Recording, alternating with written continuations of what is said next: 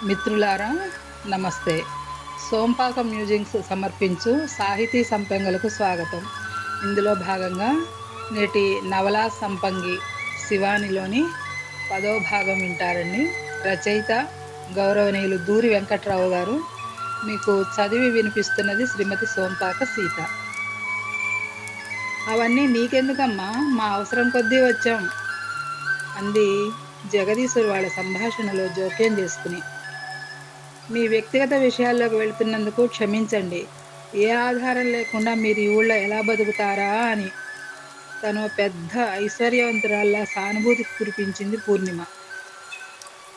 అవన్నీ మీకు అనవసరం. నెల నెల రెంట్ చెల్లించకపోతే అనుకోవాలి అన్నట్లు చెప్పడం మర్చిపోయాను. మున్సిపల్ ట్యాపు, నీటి పన్ను 100 రూపాయలు అదనంగా కట్టాల్సి ఉంటుంది. బిల్లు కడుతున్నామని కరెంటు ఇష్టం వచ్చినట్లు వాడకూడదు. లోడ్ ఎక్కువైపోతే మరింత డిపాజిట్ కట్టమంటారు అన్నాడు కార్తీక్. అన్నిటికీ అలాగే అంది శివాని. గచ్చులు పోయినా, గోడలకు పెచ్చులుడినా ఖాళీ చేసేటప్పుడు రిపేర్ చేయించి ఇల్లు అప్పజెప్పాలి. మరిన్ని కండిషన్స్ పెట్టింది పూర్ణిమ. మీ ఇంట్లో అద్దెకు దిగినంత మాత్రాన మమ్మల్ని మరీ అంత చులకన చేసి మాట్లాడకమ్మా. ఇల్లు ఎలా ఇచ్చారో వెళ్ళేటప్పుడు అలాగా అప్పజెబుతాం, సరేనా? కొంప పీకి పందిరి వేయటానికి మా ఇంట్లో అల్లరి పిల్లలెవ్వరూ లేరు. ముఖం చిట్లిస్తూ అంది జగదీశ్వరి.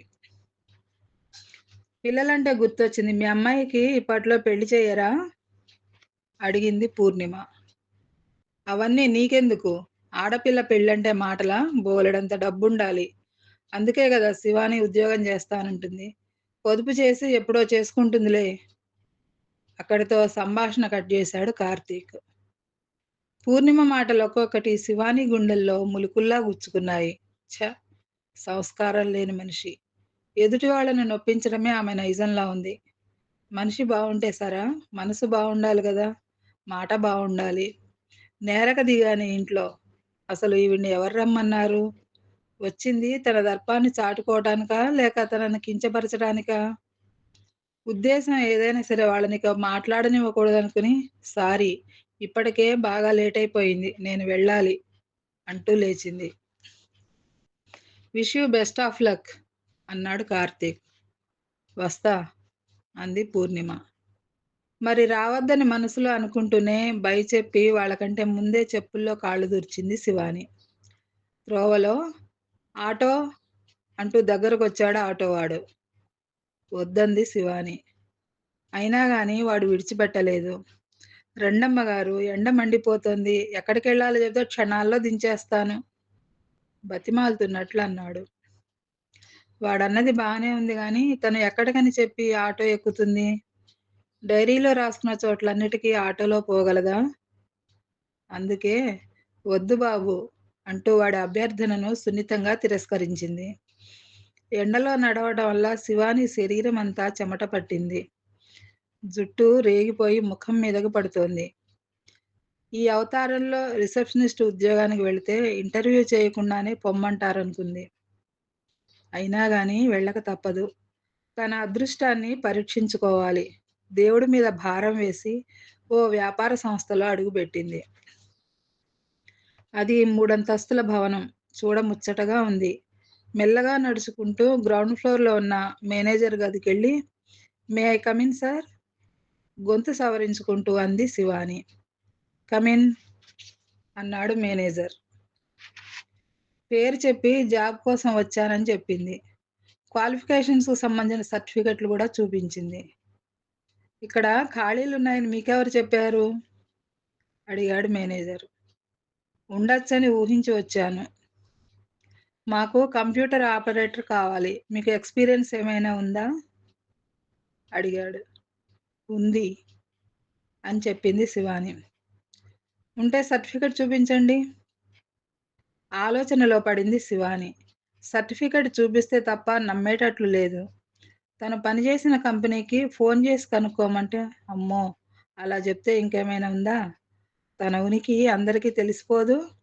తను ఎక్కడుంటున్నది ఎవరికీ చెప్పకూడదన్న ఆంక్ష విధించాడు విలాసరావు. ఏం చేయాలో తోచక, సారీ సార్, సర్టిఫికెట్ తీసుకురాలేదు అంటూ నీళ్లు నమిలింది. పోనీ ఎక్కడ పని చేశారో అదైనా చెప్పండి. ఫోన్ చేసి కనుక్కుంటాం. అన్నాడు మేనేజర్. ప్రస్తుతం ఆ వివరాలేమీ చెప్పలేను. నా అర్హతలు చూసి పని ఇప్పించండి ప్లీజ్. నాకు జాబ్ చాలా అవసరం బ్రతిమాలింది శివాని. ఆమె మాటలు వింటుంటే సందేహం కలిగింది మేనేజర్‌కి. చేస్తున్న ఉద్యోగం వదిలేసి ఇక్కడికెందుకొచ్చినట్లు? ఏదైనా ఫ్రాడ్ చేయటం వల్ల వాళ్ళు పనిలోంచి తీసేసారా ఈమెని? లేకపోతే కంపెనీ పేరు చెప్పడానికి ఎందుకు సంకోచిస్తోందీమ? అనుకున్నాడు లోలోపల. మరేదో అనబోయింది శివాని. సారీ, అనుభవం ఉన్నట్లు సర్టిఫికేట్ ఉంటే తప్ప మిమ్మల్ని అపాయింట్ చేయలేం. ఛళ్ళున కొరడాతో కొట్టినట్లనిపించింది శివానీకి. ఉద్యోగం దొరికినట్లే దొరికి చేజారిపోవటంతో మనస్సు చివుక్కుమంది. అనుభవం ఉందా అని అడిగినప్పుడు లేదు అని ఒక ముక్క చెప్పుంటే బాగుండేదేమో. ఉందని అనవసరంగా నోరు జారానని అనుకున్నది. జరిగిపోయిన దానికి చింతించి ప్రయోజనం లేదనుకుని మరో 2 చోట్ల తన అదృష్టాన్ని పరీక్షించుకుంది. ఎక్కడా తన ప్రయత్నం ఫలించకపోవడంతో ఇంటి ముఖం పట్టింది. పొద్దున్నుంచి ఏమీ తినకపోవటం వల్ల కళ్ళు తిరుగుతున్నట్లనిపించింది. కడుపులో వికారంగా ఉంటే సోడా తాగి ఆటో ఎక్కి కొంపకు చేరుకుంది. ఇంట్లో అడుగుబెడుతూనే నీరసంగా మంచం మీద వాలిపోయింది. గంట తర్వాత లేచి కూర్చున్న శివానిని చూసి, "ముఖం కడుక్కో అన్నం తిందువు గాని, ఉదయం అనగా ఎప్పుడో వెళ్ళావు. ఏం తిన్నావో ఏమో" కూతురి తల నిమురుతూ ఆప్యాయంగా అంది జగదీశ్వరి. మొహం మీద కాసిన్ని చన్నీళ్లు చిలకరించుకుని వచ్చింది శివాని. "విలాసరావు గారు మన మంచి కోరి 10 లక్షలు ఇవ్వబోతే వద్దన్నావు. ఇప్పుడు చూడు డబ్బు కోసం ఎన్ని పాటలు పడుతున్నావో" అంది జగదీశ్వరి అన్నం వడ్డిస్తూ. వాళ్ళబ్బాయి వెంటపడకుండా ఉండేందుకు ఆ డబ్బు లంచంగా ఇస్తుంటే నేనెలా పుచ్చుకోను? పోనీ నా మీదున్న సానుభూతితో ఆ డబ్బు ఇచ్చారనే అనుకుందాం. అట్లా ఇచ్చిన సొమ్ము బిచ్చంతో సమానమవుతుంది. అందుకే తీసుకోలేదు. ఇవాళ కాకపోతే రేపైనా నాకు ఏదో ఒక పని దొరక్కపోదు. నాకు అన్ని అర్హతలు ఉన్నాయి. ఒంట్లో ఓపిక ఉంది. అంతకు మించిన ఆత్మవిశ్వాసం. ఇవి చాలవా నా పురోగతికి? అడిగింది శివాని.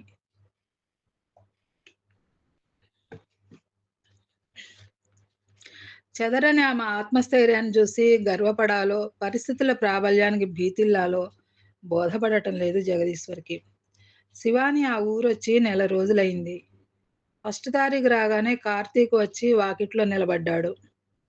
వాడు రెంట్ కోసమే వచ్చాడని గ్రహించింది శివాని. తను బ్యాంకులో డ్రా చేసి తెచ్చుకున్న 10,000లో అప్పుడే 8,000 ఆవిరైపోయాయి. ఉన్న డబ్బు కాస్త కార్తీక్ ఇచ్చేస్తే చేతిలో చిల్లిగవ్వ మిగలదు. ఆలోచనలను పక్కన బెట్టి, "రా కార్తీక్" అంది పెదవుల మీద చిరునవ్వును పులుముకుంటూ.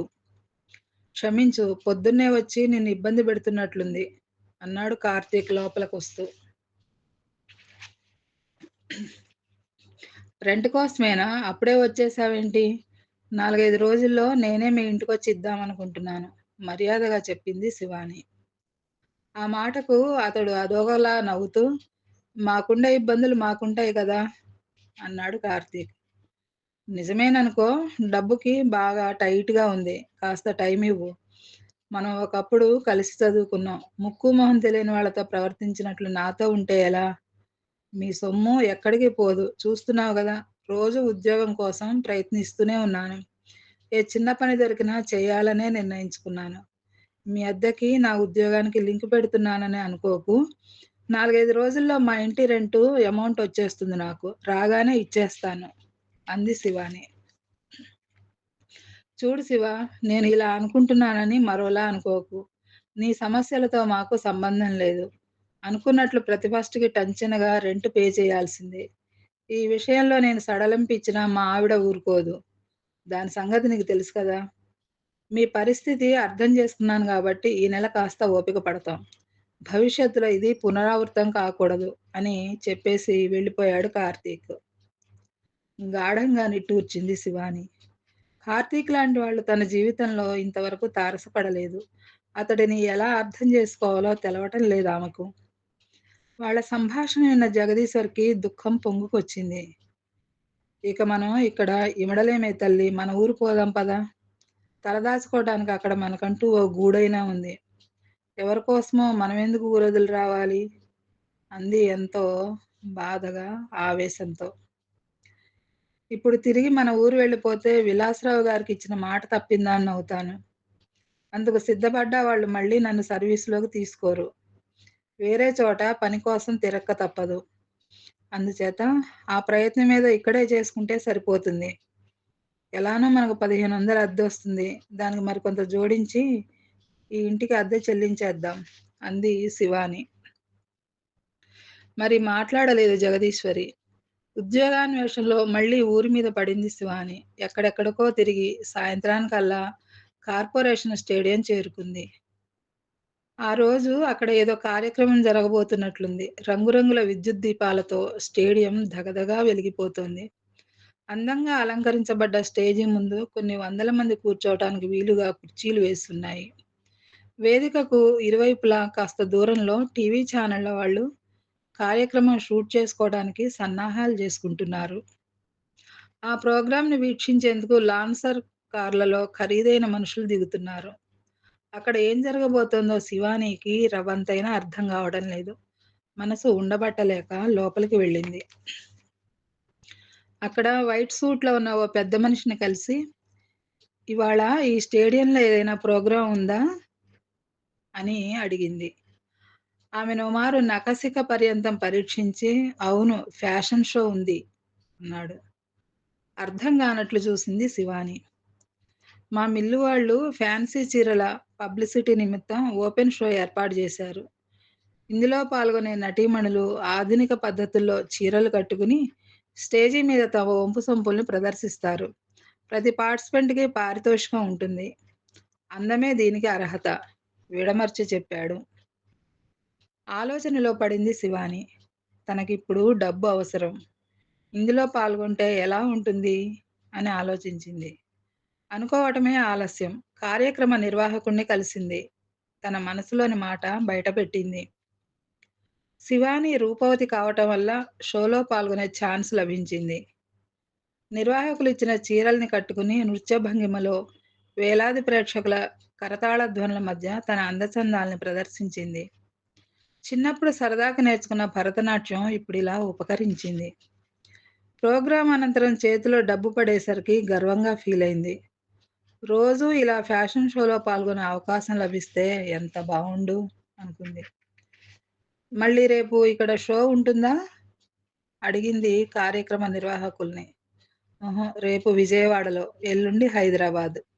ఇలా 10 రోజుల పాటు పెద్ద పెద్ద నగరాల్లో జరుగుతుంది. ఆసక్తి ఉంటే మీరు మాతో ఫాలో అవ్వచ్చు" అన్నారు.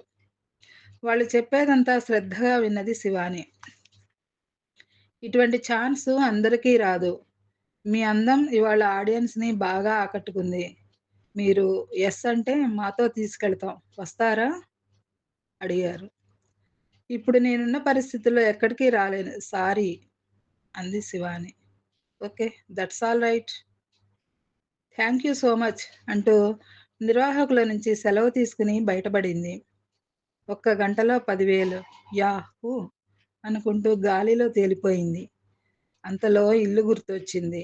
తల్లి తలంపుకొచ్చింది. అంతే గభాల్న ఆటో ఎక్కింది.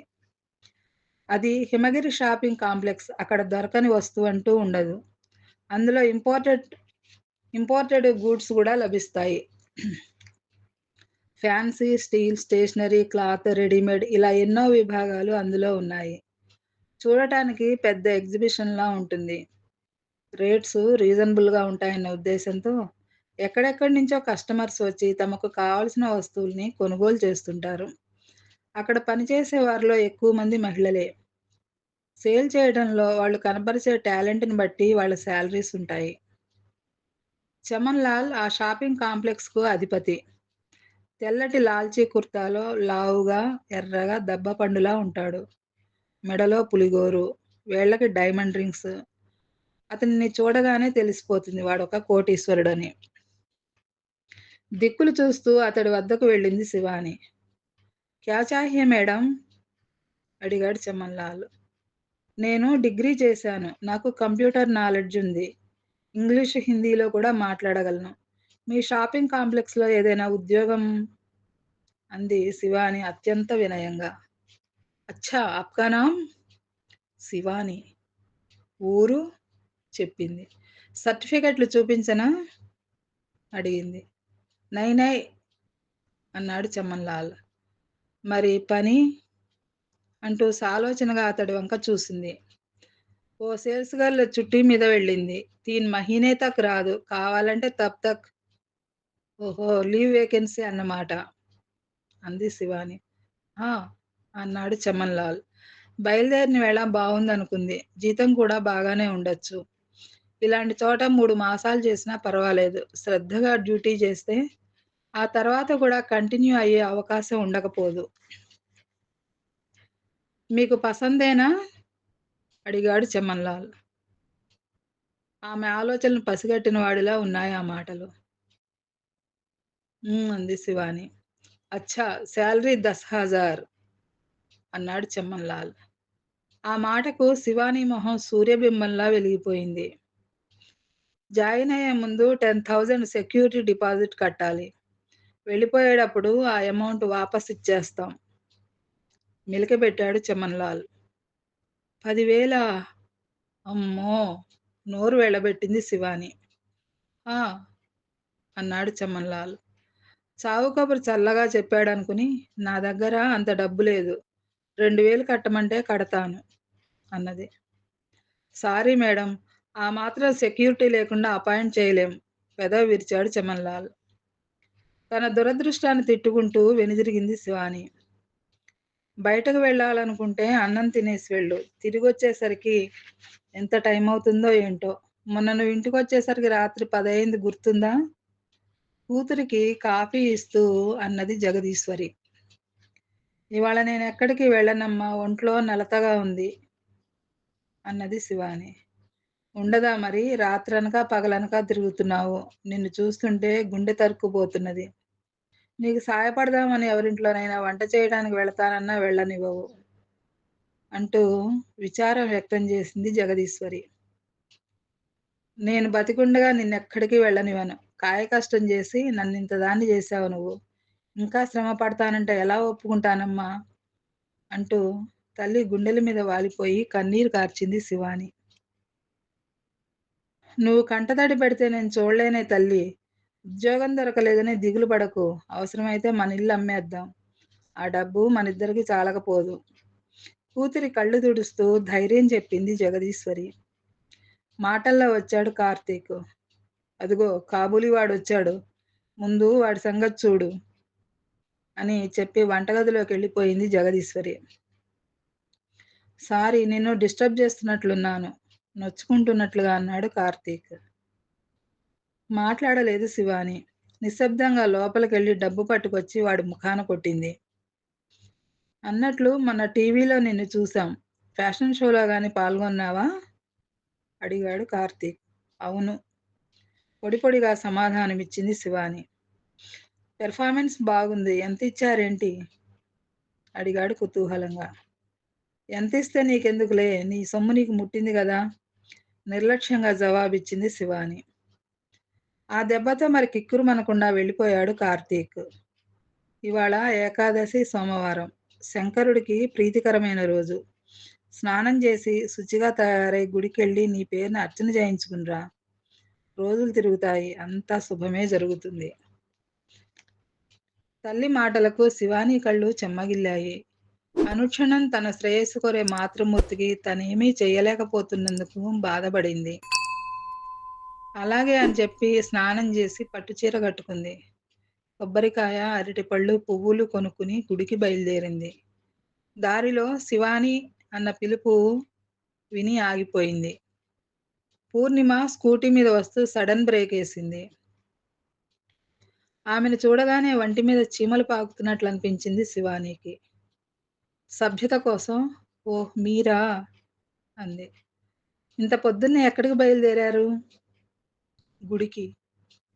నేను అటే వెళుతున్నాను. బండెక్కండి డ్రాప్ చేస్తాను. నో థాంక్స్ అంది శివాని. ఇవాళ మీ ఇంటికొచ్చి కంగ్రాట్స్ చెప్పాలనుకున్నాను. లక్కీగా మీరే కలిశారు. దేనికి? విస్తుబోతూ అడిగింది శివాని. దేనికేమిటండి? టీవీలో మీరు కనిపించినందుకు. మీ పెర్ఫార్మెన్స్ సూపర్బ్. బుల్లితెర మీద ఎంత బావున్నారండి. ఎవరో సినీ నటి అనుకున్నాను. ఆమె మన శివానీన లేదు అని మా వారంటే అప్పుడు గుర్తుపట్టాను. అంత బావున్నారు మీరు అన్నది పూర్ణిమ. మిత్రులారా, ఈ భాగం సమాప్తం. మీకు ఈ నవల నచ్చినట్లయితే లైక్ చేయండి, కామెంట్ రాయండి, మిత్రులకు షేర్ చేయండి, సబ్స్క్రైబ్ అవ్వండి. విన్నవాళ్ళు తప్పకుండా లైక్ చేయాలని కోరుతున్నాను. మరో భాగంతో రేపు మీ ముందుంటానండి. అంతవరకు సెలవు. ధన్యవాదాలు.